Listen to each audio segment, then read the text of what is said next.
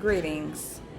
My name is Angela Wallace, and I'm excited to interview for the substitute position for the 2026-2027 school year with Fort Bend ISD. I have a strong background in education, educational support, and organizational leadership. I pride myself on being a reliable, adaptable, and exceptionally organized educator. I'll begin my interview process by responding to the following questions attached to the email sent on behalf of Fort Bend ISD. Question number 1. What do you believe are the responsibilities of a substitute teacher? I believe the responsibilities of a substitute teacher are to ensure that learning continues and to maintain a safe, respectful classroom environment so students do not lose academic progress while the teacher of record is absent. A substitute should actively guide students through the materials assigned by the absent teacher, answer questions about the work, and uphold established classroom routines, structure, and behavior expectations as though the regular teacher were present. Question number 2. Teachers are expected to leave lesson plans when they are absent. However, if no plans are available upon your arrival, how would you handle the situation? So if I were to arrive to an assignment and no lesson plans were available, I will locate a neighboring teacher that teaches the same subject. I would introduce myself. I am familiar with the process and aware that same grade level teachers or departmental peers usually teach from the same curriculum and often have the same lessons. I would ask them to inform me on what the students are working on, in addition to providing me with a copy of their own lesson plans or lessons for that day. I would also try to locate a department head or instructional coach to see if they could assist with making classroom copies if needed. Question number 3.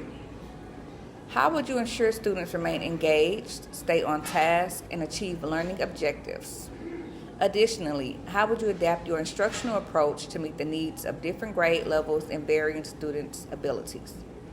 As a substitute teacher, I believe there are several ways to ensure students remain engaged, stay on task, and achieve the learning objectives set for the day.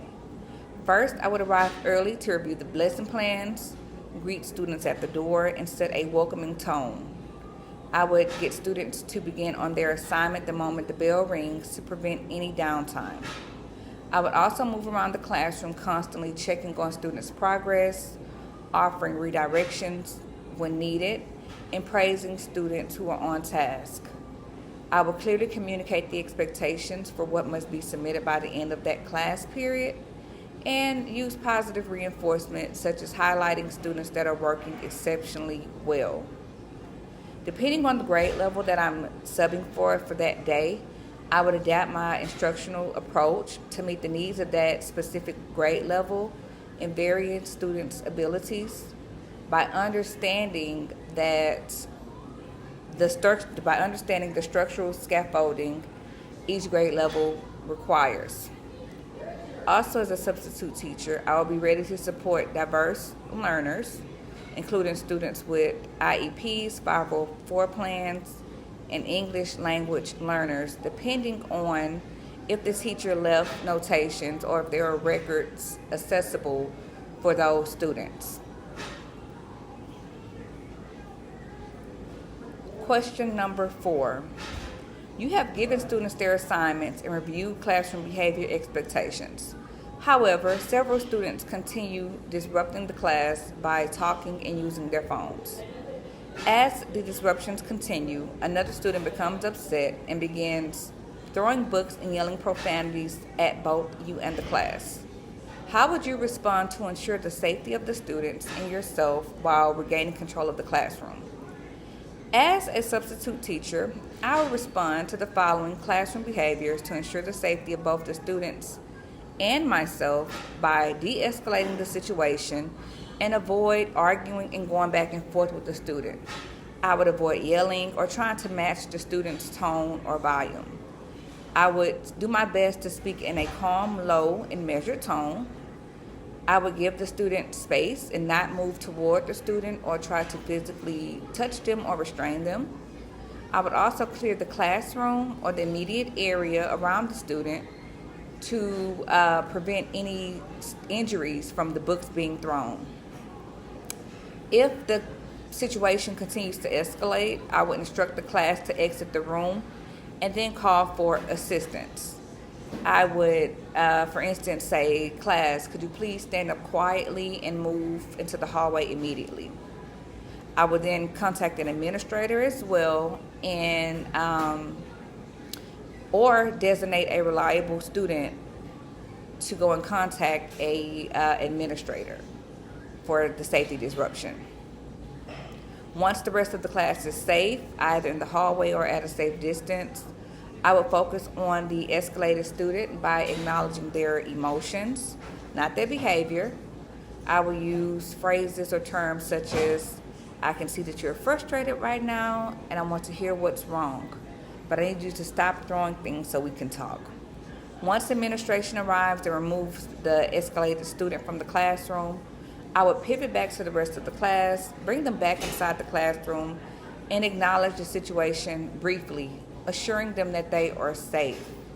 Once the class period is over, I will write down a statement of record of what happened to submit to administration for disciplinary action, and then I will also follow up with that student's parent.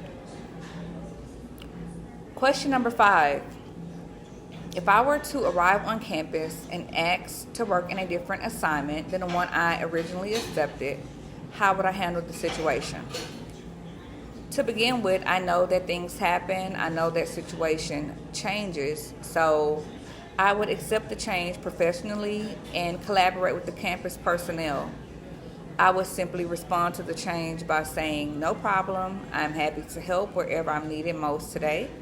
And I would then instantly gather essential information from the office to make sure I have the relevant details for the new assignment, such as the new grade level, the new subject, and the room that I'll be teaching in for that day. I would also ask, are there any lesson plans available? Is there a generic sub-packet, or what specific instructions do I need for this particular classroom, if any? Question number 6. If an administrator were to enter the classroom where I'm substituting in, they could expect to observe students in their seats, adhering to the established classroom rules, materials, and daily routines if available. If they're not available, I would, of course, implement my own with having background knowledge as a teacher.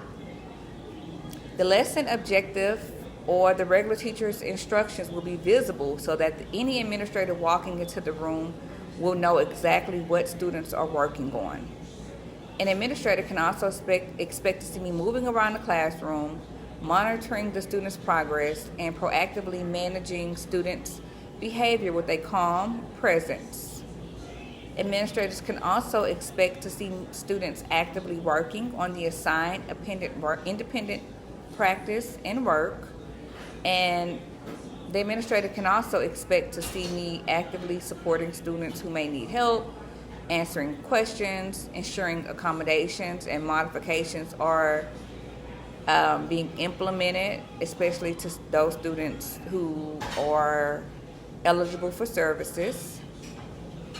Administrators can also expect to see me as a substitute teacher implementing the lessons left by the classroom teacher, and administrators can expect to see them being followed as closely as possible.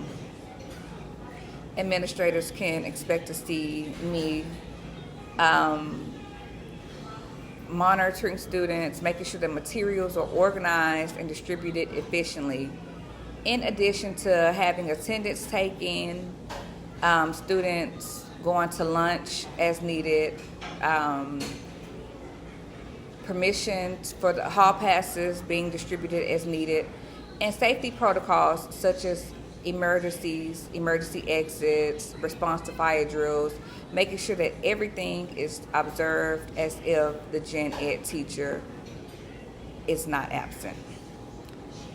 Thank you for taking the time to review my video resume.